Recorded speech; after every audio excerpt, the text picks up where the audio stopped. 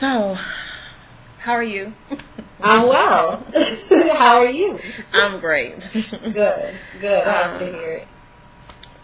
Tell me what Execumama is. Execumama apparently is me.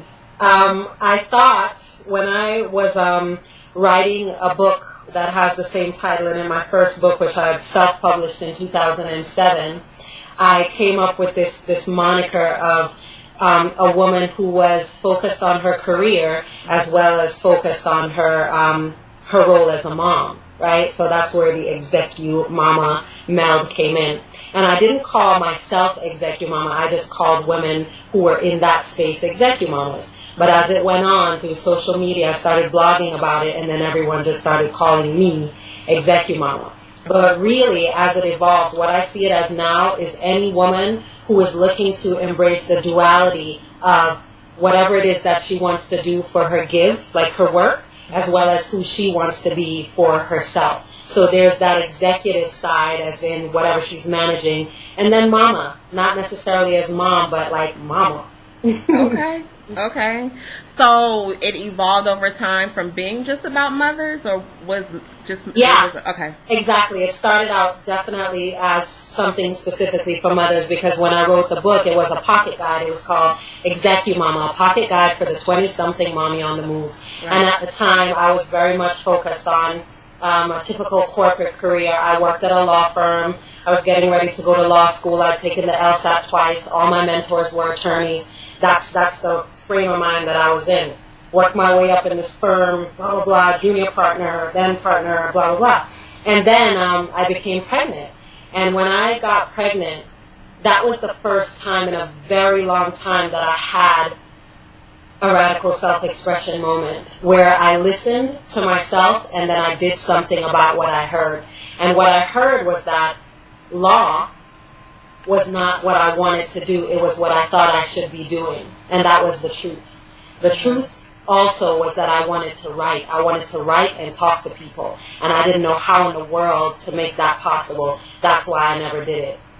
And so that's what happened. Then it evolved out of this thing about me just as a mother, and became to focus more on the thing before that, me as a woman, because before we're anybody's mama, for those of us who choose motherhood, we're ourselves. Like, we're always ourselves. And how do we nurture that while we very often to whatever those things are, motherhood, being a wife, entrepreneurship or corporate pursuits, whatever, all of that, Okay. So, like, what really finally gave you that push to go ahead and leave basically your comfort zone and do what, like you said, you knew you should be doing? I couldn't ignore the voice anymore. In my bio, I say that my life got stale.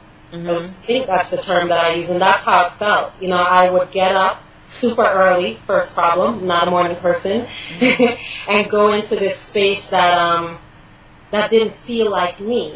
I was dressed in suits and tiny earrings and in the elevator and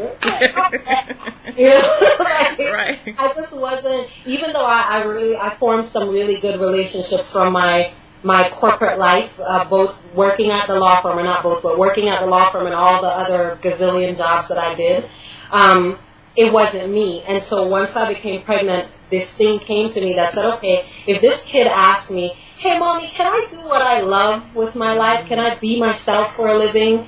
I couldn't truthfully say yes, because I wasn't living that. That, Ivy, is what pushed me out. Like, it wouldn't go away. It was just like, hey Akilah, that sort of thing. Mm-hmm. And so I didn't have this grand plan. I just knew what I couldn't do anymore. So I didn't make the transition like officially, and like someone like a Pamela Slim or Jonathan Mead or one of these coaches who focus on that transition, mm-hmm. they would not have me as a client, because I was just like, you know what, right. kind of like that. But just knowing that I couldn't have that honest conversation with my child started it off for me. That's what made it something that I really couldn't ignore anymore. Okay. So, since we're talking about moms or women in general, if you're in the middle of your life as a mom, a wife, just a woman, and you've got all these things happening around you, and you know this isn't what you want to do, or you're not happy or fulfilled with where you are, how do you begin with your life design? I think self-exploration. You know, I always say it, curiosity and self-exploration. Those are the two things that saved me personally. And the women that I work with, the vast majority of us, we're dealing with the same thing. Some part of our life feels muted. So it might look good on the outside for a lot of us, whether that's financial success or you have a great partner and wonderful babies, or, you know, whatever the thing is, whatever that thing is that on the outside looks great. Something inside feels muted. You don't feel like you're fully expressed in this part of your life. And if you're feeling that way, you definitely need to pay attention to that curiosity and start looking at ways to explore who you are. So I'm a big fan of self-analysis. So asking myself these questions, saying, okay, I have one of them called a win, what I need now, looking in the mirror and saying, okay, I don't feel good right now. What is it that I need? I need to feel listened to. Well, when don't I feel listened to? Maybe when I'm with this person, or when I'm in this particular type of partnership, whether it's business or, you know, intimate, those sort of things. Asking yourself the question, like being curious enough to constantly ask the question, and then doing something about what you find.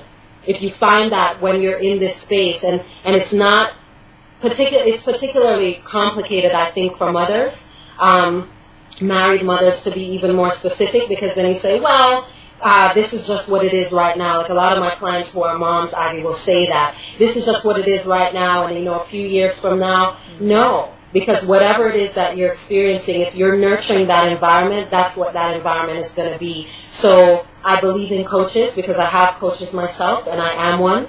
I believe in self-exploration, whether that's through your spiritual journey, through just getting outside of your head however you can. But more importantly than that is when you do that exploration and you follow that curiosity, do something with what comes. Don't just write it in your journal. You know what I mean? Right. Yeah. So what would you say for a mother? What is one of the biggest myths about mothers, and in relation even to life design?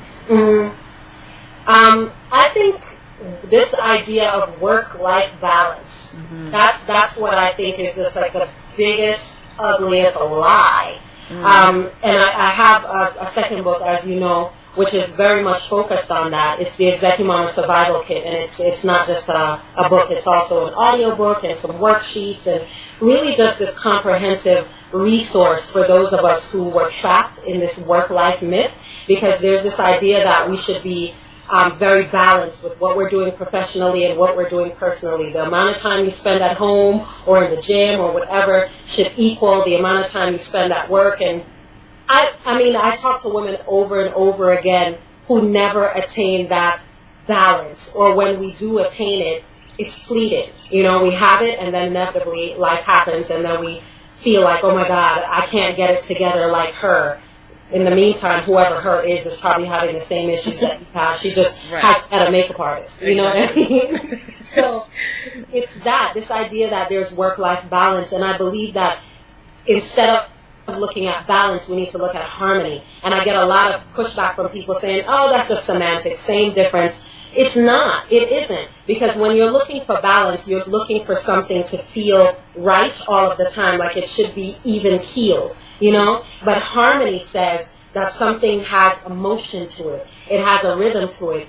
But whatever it is, you feel good about it, and you can swing with it, and you can roll with the punches, and you can stand up when you want to, and dance when you want to, and sit when you want to. That is very different. And so work-life harmony, particularly for mothers, entails the idea of prioritizing yourself and training other people how to treat you. Because we spend so much time and energy nurturing the things outside of us, even before we become moms. Right. It becomes something that is amplified as a mother, because somebody else is always tugging on you, and you care this time. To other people, you might be like, I'm not talking to her today or whatever, but when it's your child, kind of need to talk to them every day. And hopefully So when you embrace harmony instead, you look at it and you're able to prioritize yourself and say to your child, I gave this example in the book. You say, you know what, I don't want to do arts and crafts today.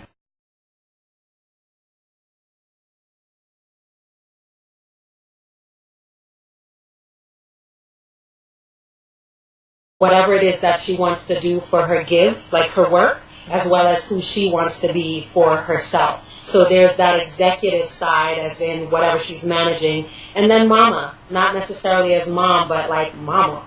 Okay. Okay. So it evolved over time from being just about mothers, or was just... Yeah. So, how are you? I'm well. How are you? I'm great. Good. Good. Happy to hear it. Tell me what Execumama is. Execumama apparently is me. I thought when I... Yeah. Okay. Exactly. It started out definitely as something specifically for mothers, because when I wrote the book, it was a pocket guide. It was called Execumama, a pocket guide for the 20-something mommy on the move. Right. And at the time, I was very much focused on a typical corporate career. I worked at a law firm. I was getting ready to go to law school. I'd taken came in. And I didn't call myself Execumama. I just called women who were in that space Execumamas. But as it went on through social media, I started blogging about it, and then everyone just started calling me Execumama. But really, as it evolved, what I see it as now is any woman who is looking to embrace the duality of... writing a book that has the same title, and in my first book, which I've self-published in 2007, I came up with this moniker of a woman who was focused on her career as well as focused on her role as a mom, right? So that's where the Execumama meld